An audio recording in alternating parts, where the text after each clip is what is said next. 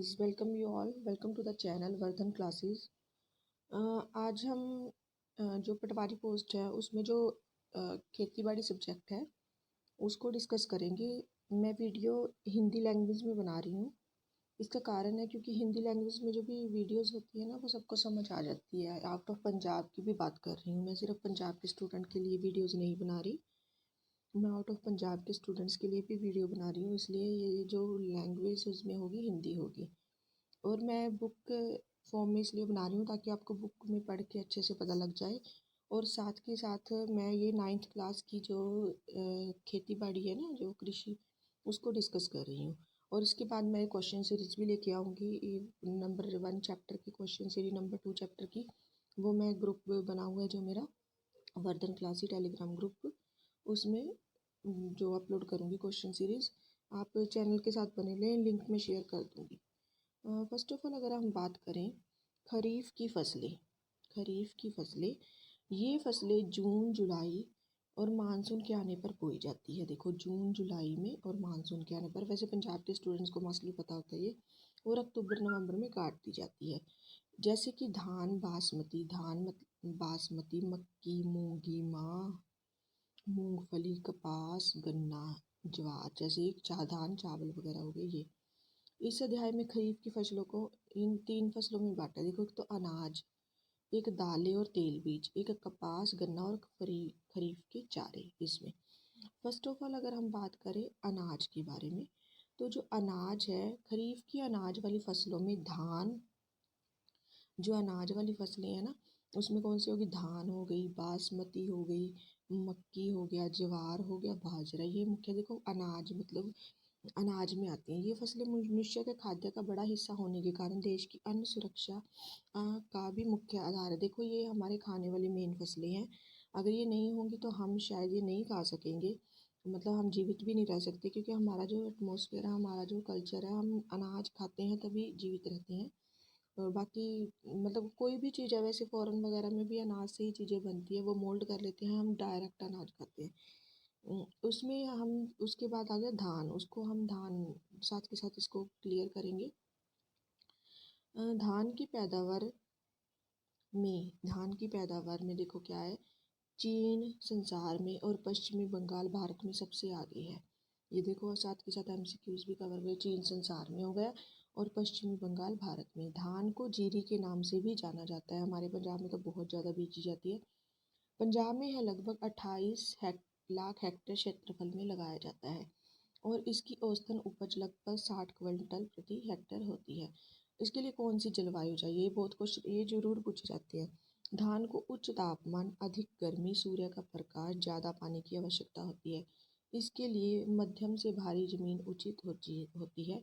यह अम्लीय और क्षारीय भूमि में पैदा हो जाता है। अम्लीय और क्षारीय भूमि, कौन सा चाहिए इनको एटमॉस्फेयर, अम्लीय और क्षारीय। ये शॉर्ट क्वेश्चन में कवर करूंगी मैं। फसल चक्र में देखो क्या, साथ के साथ और फसलें भी लगाई जाती है, उसकी रिगार्डिंग है ये। आमतौर पर साल भर में एक ही खेत में जो फसलें उगाई जाती हैं उन्हें फसल चक्र कहा जाता है। धान गेहूँ, बरसीम, धान गेहूँ, सट्टी मक्की, सट्टी मूंगी, हरी खाद और धान आलू, सट्टी मक्की, सट्टी मूंगी, सूरजमुखी, धान आधारित मुख्य फसल चक्र है, ये साथ लगाए जाते हैं। अगर उन्नत किस्मों की बात करें तो उसमें PR123, PR122, PR121, PR118 and PR116 है। ये उन्नत किस्में हैं धान की। खेत की तैयारी कैसे होती है, खेत को लेज़र कराहे से समतल करके कद्दू करते हैं। इससे खपतवार भी कम पैदा होंगे और भूमि में पानी के रिसाव की गति कम होने से पानी की बचत भी होगी ऐसे करने से। नेक्स्ट अगर हम बात करें इसमें बीज की मात्रा और शुद्धि कितनी होनी चाहिए। 1 एकड़ में 8 किलो बीज की पनीरी पर्याप्त होती है। 8 किलो 1 एकड़ की बात हो रही है, 1 किले की। धान की फसल को रोगों से बचाने के लिए इसकी बीजों को फफूंदीनाशक दवाइयों के घोल से 8-10 घंटे भिगोकर शुद्ध कर लेना चाहिए। अगर धान की कहते हैं उसको क्या करें, फफूंदीनाशक दवाइयाँ जो छिड़कते हैं उसके घोल में 8-10 घंटे भिगोकर क्या कर लेना, शुद्ध कर लेना चाहिए। पनीरी की बुआई कैसे होती है, धान की पनीरी तैयार करने के लिए 5 से 20 मई तक का समय अनुकूल है। देखो, 15 से 20 मई का जो टाइम लिया हुआ है इन्होंने। अच्छा माना है इन्होंने। नेक्स्ट अगर हम बात करें, ज़मीन की तैयारी के समय 12 से 15 टन गली सड़ी रूढ़ी प्रति एकड़ प्रयोग करनी चाहिए। पनीरी की बुआई के समय 12 kilo nitrogen, 10 kilo phosphorus, 13 kilo zinc प्रति एकड़ डालना चाहिए डालते हैं। शुद्ध भीगे हुए बीजों को गीली बोरियों के ऊपर 7-8 सेंटीमीटर मोटी तह में बिखरा दो और ऊपर से गीली बोरियों को ढक देना चाहिए। गीली बोरियों के ढके हुए बीजों के ऊपर पानी का छिड़काव कर ताकि बोरियां गीली रहे और बीजों की आवश्यक नमी बनी रहे। 24 से 36 घंटे तक बीज अंकुरित हो जाते हैं, जैसे स्प्राउट्स हो जाते हैं, देखो उनकी बात हो रही है। इन अंकुरित बीजों को बिखरा कर बीज दो। 1 एकड़ में के लिए 6.5 मरले में 8 किलो बीजों के तैयार पनीरी की जाती है, प्राप्त होती है। खपतवार की रोकथाम के लिए बूटाक्लोर और सॉफ्ट खपतवार आवश्यक प्रयोग किए जाते हैं। पनीरी की बुआई में 15 दिन के बाद 12 किलो नाइट्रोजन प्रति एकड़ की दर से डालो। 15 दिन के बाद 25-30 दिनों तक पनीरी लगाने के लिए तैयार हो जाती है। मशीन से आगे नेक्स्ट लिखा है, मशीन से धान लगाने के लिए पनीरी को खास ढंग से तैयार किया जाता है। इसके लिए प्लास्टिक की शीट में छेद करके बिछाया जाता है, फिर उस पर मशीन के साइज के खाने वाले फ्रेम रखकर मिट्टी डाली जाती है और ऊपर अंकुरित बीज डाल दिए जाते हैं। बीजों को मिट्टी में बारीक परत से ढकने के बाद हाथ वाले फुहारे से पानी छिड़का जाता है और फ्रेम को धीरे से उठा लिया जाता है। प्रतिदिन पानी से मैट गीले रहते हैं और 1 एकड़ के लिए 10-12 किलो बीज से तैयार लगभग 200 मैट होनी चाहिए। नेक्स्ट है पनीरी लगाने का समय क्या है इनमें।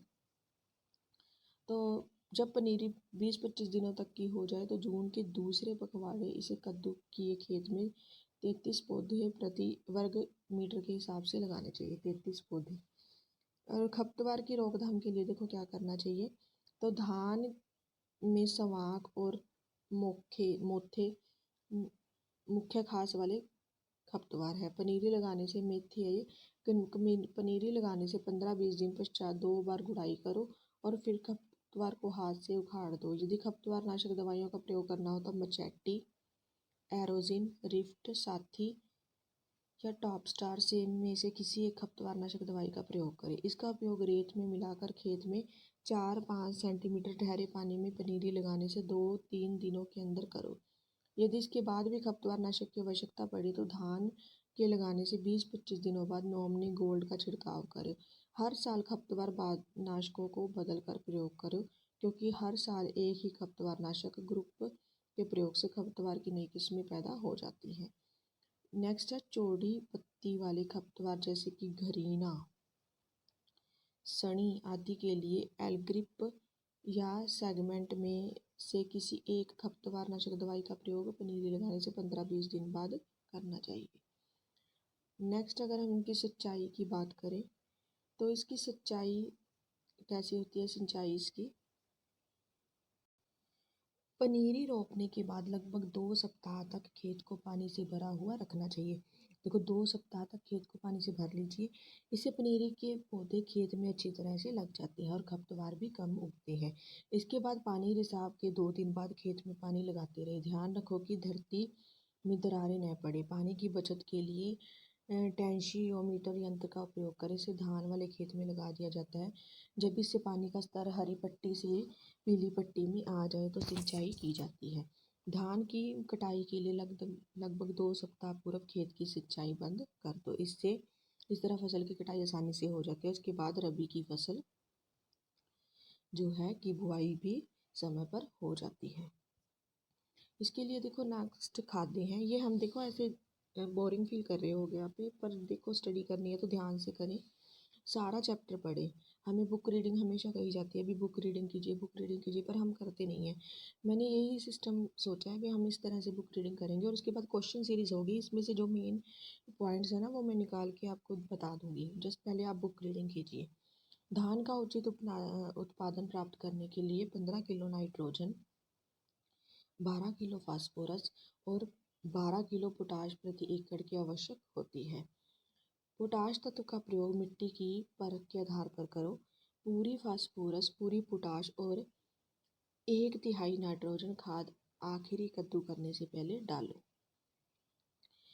शेष नाइट्रोजन खाद को 2 बार बराबर हिस्सों में पनीरी उखाड़ कर लगाने से 3 या 6 सप्ताह पश्चात बिखरा कर डालो।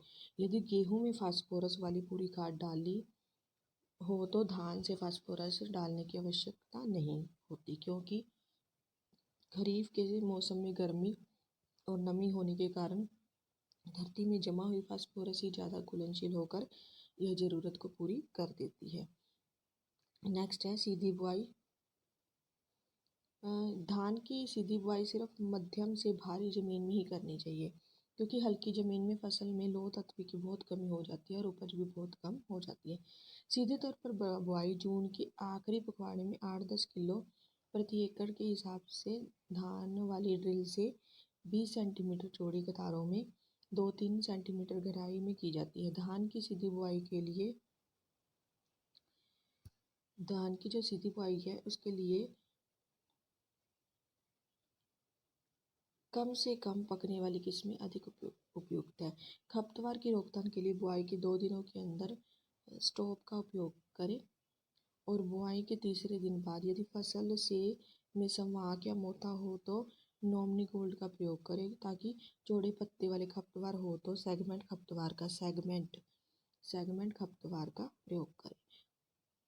सीधे तौर पर बीजे धान की फसल से 60 किलो नाइट्रोजन प्रति एकड़ 3 बराबर हिस्सों में बांट ले। देखो वहाँ 50 थी, यहाँ 60 है, ये सीधे तौर पे है इसलिए है, ये फ़र्क है। देखो कई बार यही क्वेश्चन बन जाते हैं, पता नहीं लगता और हम कहते हैं कहाँ से आ गया। और 5 और 9 सप्ताहों के बाद बिखरा कर डालो। फसल को की 3 से 4 दिनों के बाद सिंचाई करते रहे। जिंक की कमी, इसकी कमी से पौधे छोटे रह जाते हैं और पौधों की पैदावार कमज़ोर दिखाई देती है। पौधों के पत्ते जंग लगे हुए दिखाई देते हैं और भूरे हो जाते हैं। पत्तों के बीच की नाड़ी का रंग बदल जाता है और बाद में पत्ते सूख जाते हैं। जिंक की कमी पूरी करने लिए कद्दू करने से मैं 25 किलो जिंक सल्फेट प्रति एकड़ के साथ।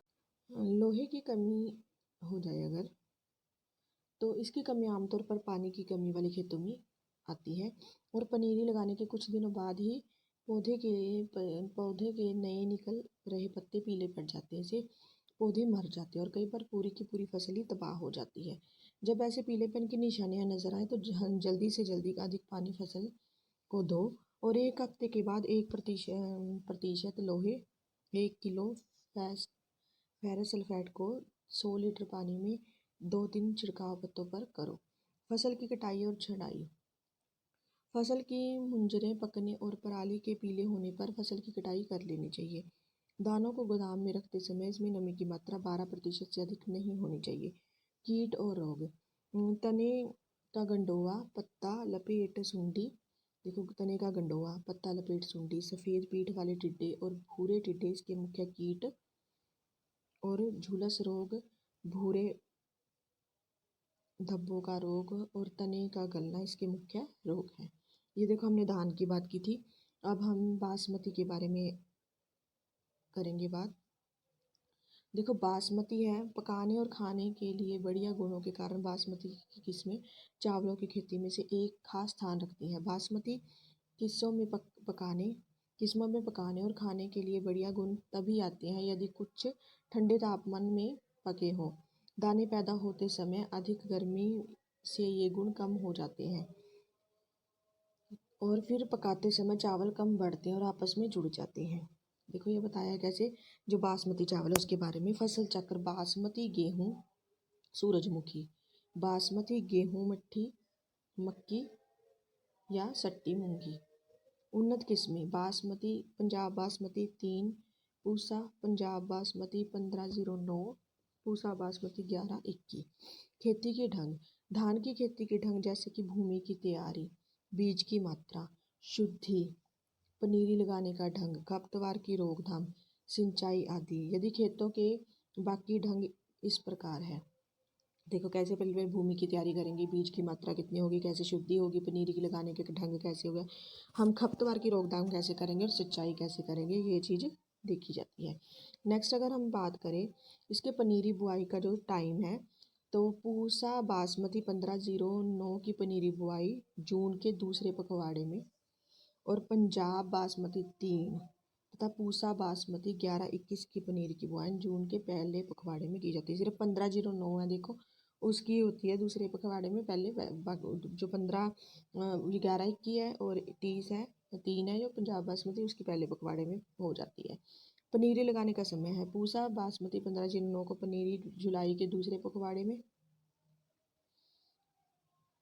और ये पनीरी है। अब पनीरी को देखो, फिर पनीरी जब वो अंकुरित हो जाती है फिर उसको बीज देते हैं, 20-25 दिन लगाते हैं, उसके बाद उसको लगाते कब है।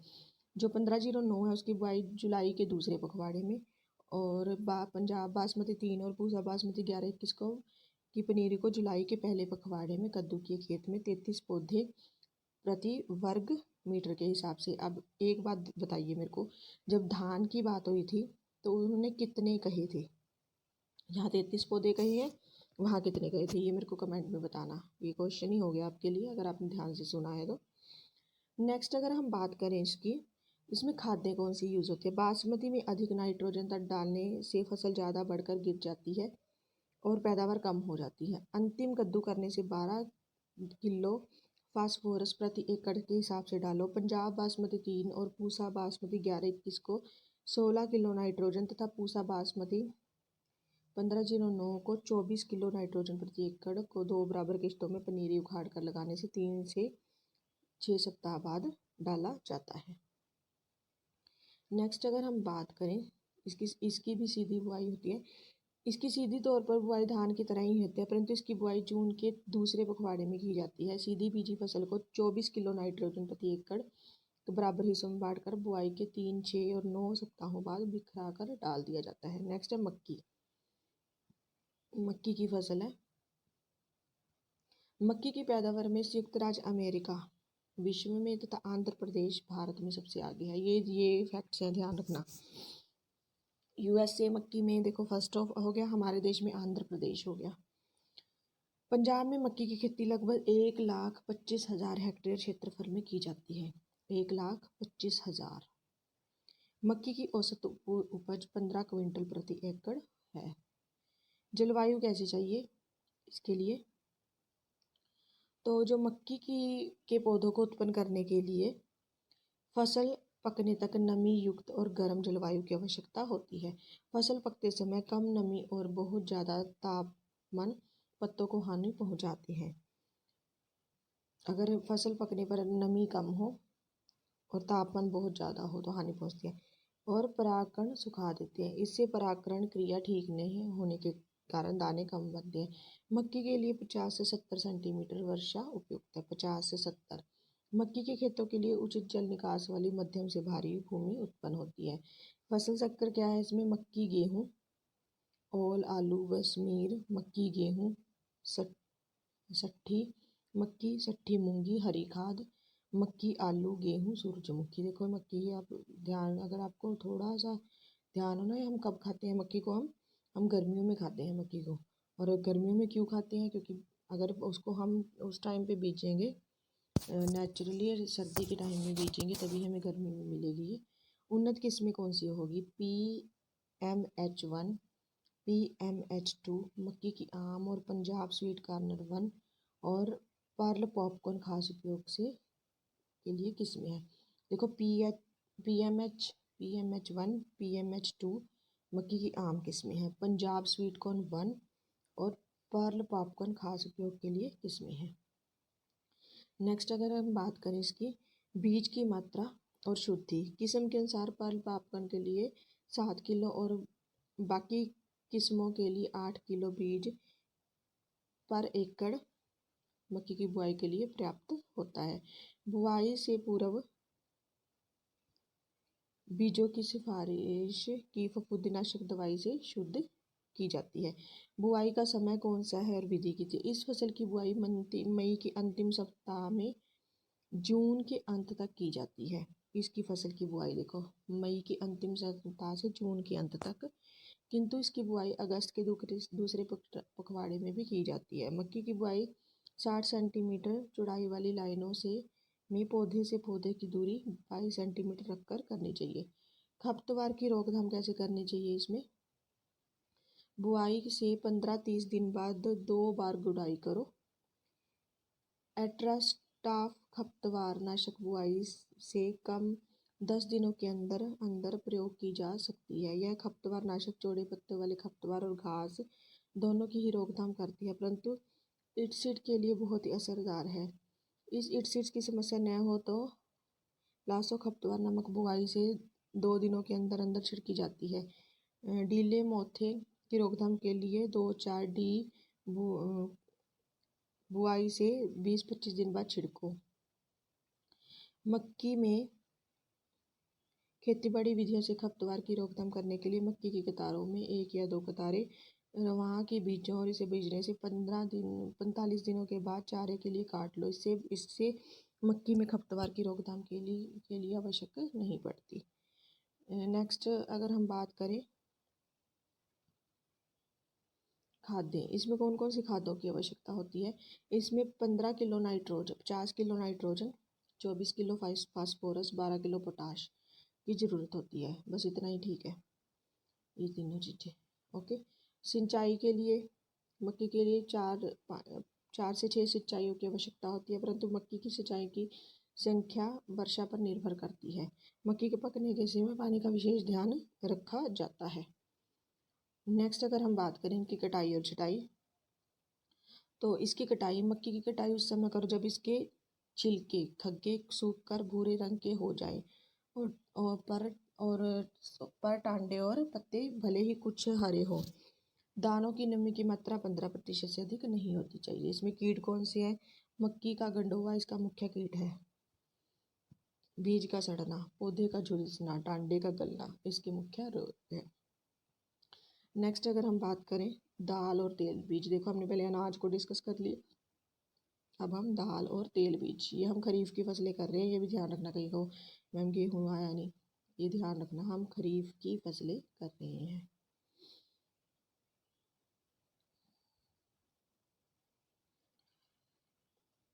नेक्स्ट आ गया दाल और तेल बीज। खरीफ की दाल वाली फसलों में मूंगी खाते हैं हम सभी, मूंगी माह तेल के बीजों फसलों में मूंगी व तिल आते हैं। सोयाबीन दाल और तेल बीज दोनों श्रेणियों में आते हैं।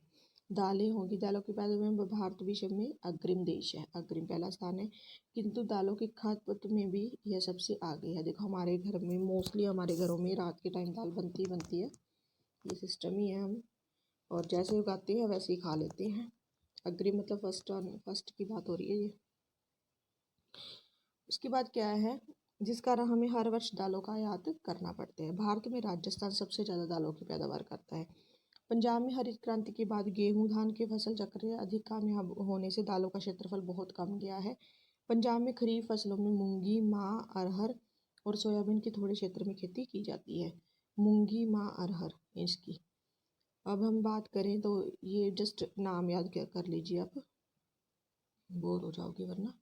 इसमें क्या है, मूंगी में कौन से की जाती है, 5,000 हेक्टेयर क्षेत्र में की जाती है, 5,000 हेक्टेयर, और औसत पैदावार 350 किलो प्रति एकड़ है। जलवायु कैसी होनी चाहिए, इसके गर्म जलवायु की आवश्यकता होती है।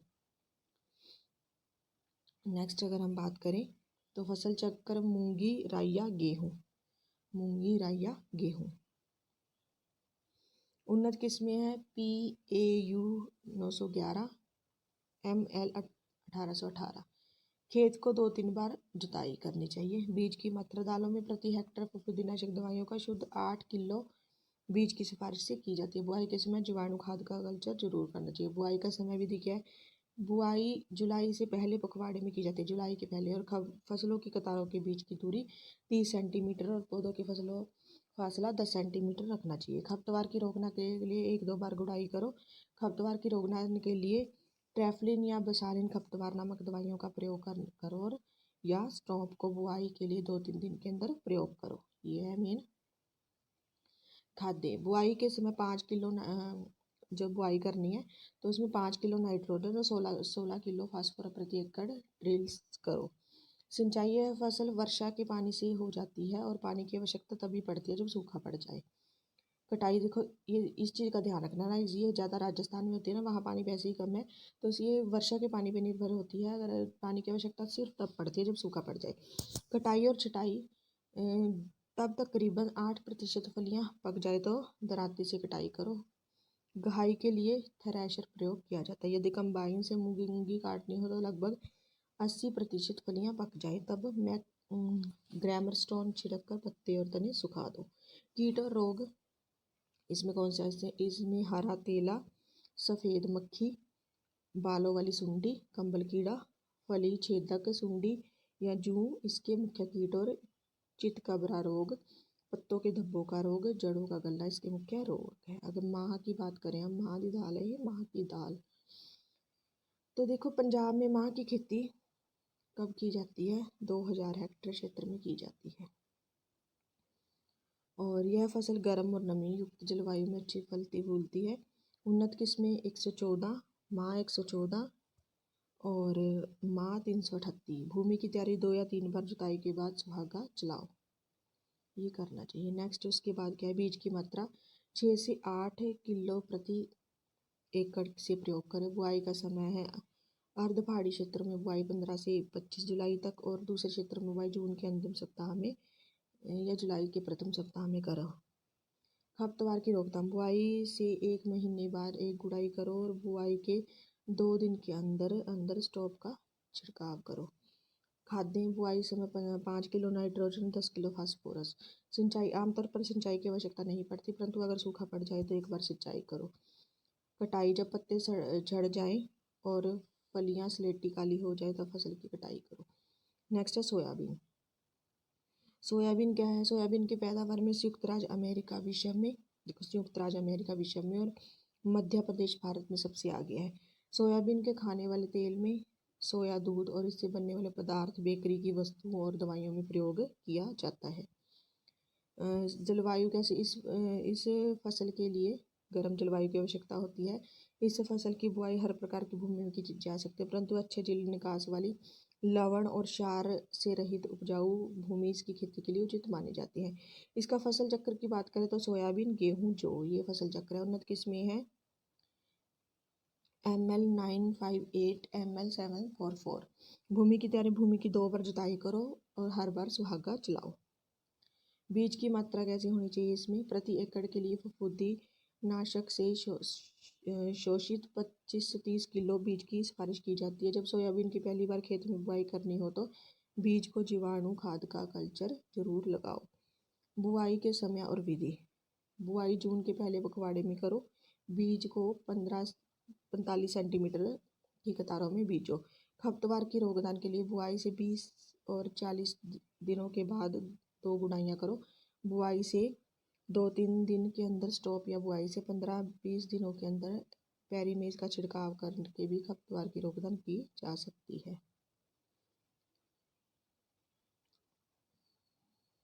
नेक्स्ट इसमें खादें हैं जो देखो, इसमें 13 किलो नाइट्रोजन और 32 किलो फास्फोरस। सिंचाई के लिए प्राय फसल को 3-4 सिंचाइयों की आवश्यकता होती है। फलियों में दाने आने के समय सिंचाई करनी बहुत जरूरी है, परंतु वर्षा पर्याप्त और उचित समय पर हो तो सिंचाई की आवश्यकता नहीं पड़ती। कटाई, जब पत्ते झड़ जाए और फलियों का रंग बदल जाए तब कटाई कर लेना चाहिए।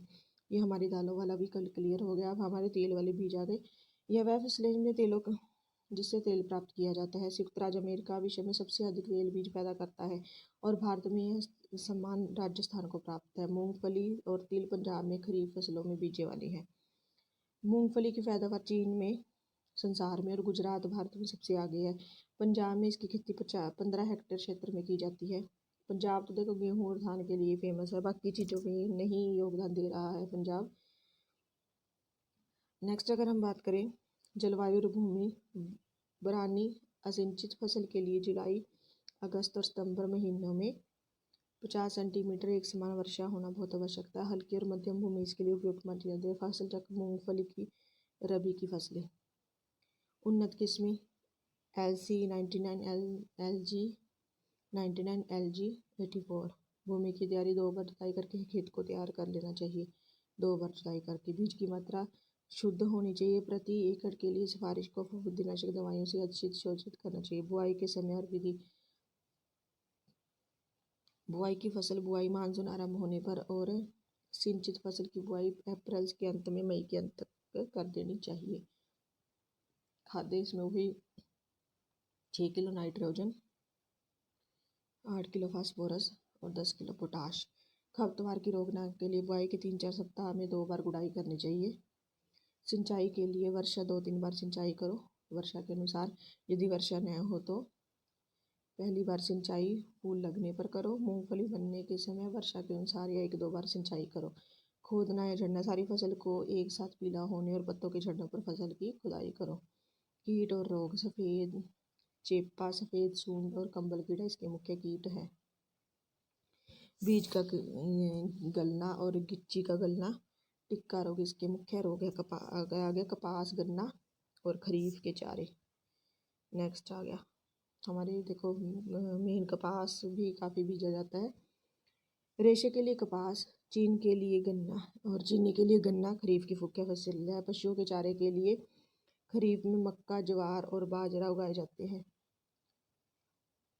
मक्की, ज्वार, चरी और बाजरा उगाया जाता है। इसके अध्याय उसके बाद है कपास की बात हो रही है अब। कपास की पैदावार में कौन सा देश आगे हो गया? चीन विश्व में, और गुजरात भारत में सबसे आगे है। पंजाब में इसकी लगभग 5 लाख हेक्टेयर क्षेत्र में की जाती है और औसत उपज 230 किलो प्रति एकड़ होती है। जलवायु जमीन कैसी है? कपास गर्म और शुष्क जलवायु की फसल है। इसकी खेती कठलिया और सेम वाली भूमि को छोड़कर हर प्रकार की भूमि में की जाती है। कपास की उन्नत कपास, गेहूँ, कपास सूरजमुखी, कपास सेंजी, बरसीम, जई, कपास रैया, ये इसकी किस्में हैं।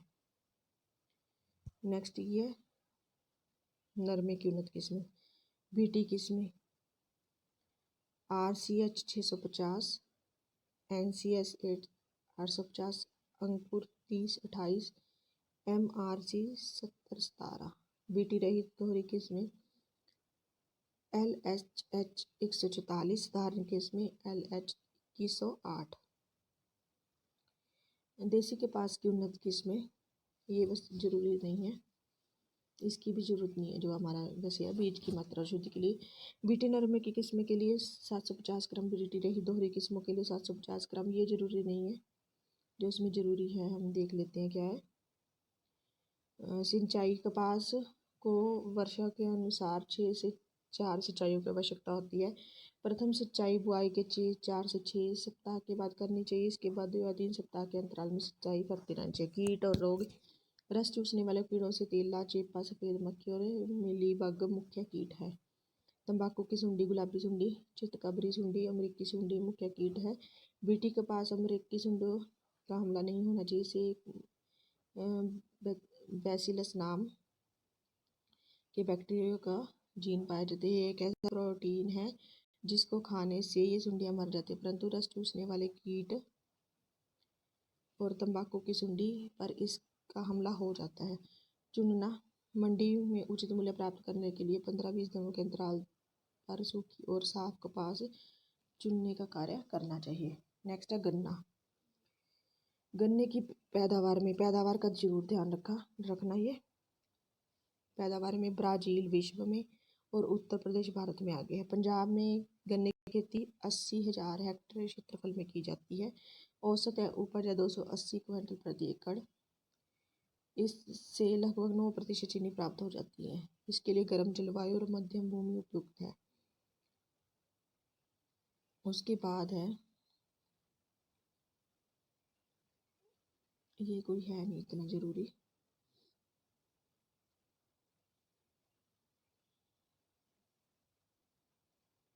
चारे वाली फसलें होगी जो पशु चारा खाते हैं, वो होगी मक्की।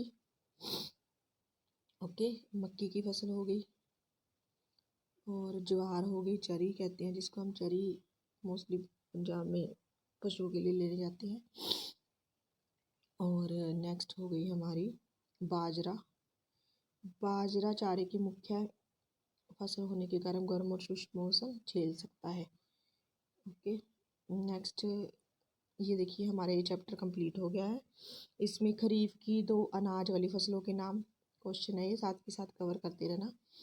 और धान की 2 उन्नत किस्मों के नाम, ये क्वेश्चन है, देखो हमने पढ़े हैं ना। देसी कपास की दोहरी किस्म की एक एकड़ खेती के लिए कितना बीज चाहिए? और मक्की की हानि पहुंचाने वाले मुख्य कीट का नाम बताओ। गन्ने के 2 रोगों का नाम बताओ। हरी खाद के रूप में बोई जाने वाली 2 फसलों का नाम बताओ। मक्की की 1 एकड़ की बुआई के लिए बीज की मात्रा बताओ। कपास की बुआई का समय बताओ। गन्ने में बोई जाने वाली एक अंतर फसल का नाम और चारे के फसलों की 2 फसलों का नाम। देखो ये क्वेश्चंस हैं, ये हम डिस्कस करेंगे नेक्स्ट। इसमें जो नेक्स्ट है ना वो मैं उसमें वो लेके आऊँगी शॉर्ट क्वेश्चंस, ओके, जिसमें हम इस चैप्टर का पूरा निचोड़ होगा जो कि रिटन फॉर्म में होगा। चैनल के साथ बने रहें, लाइक और सब्सक्राइब करते रहें। कृषि विज्ञान शुरू किया है, धीरे धीरे कंप्यूटर का भी सेशन शुरू कर लेंगे और जो नेक्स्ट टॉपिक है सारे धीरे धीरे कवर करेंगे। चैनल के साथ बने रहें। Thank you.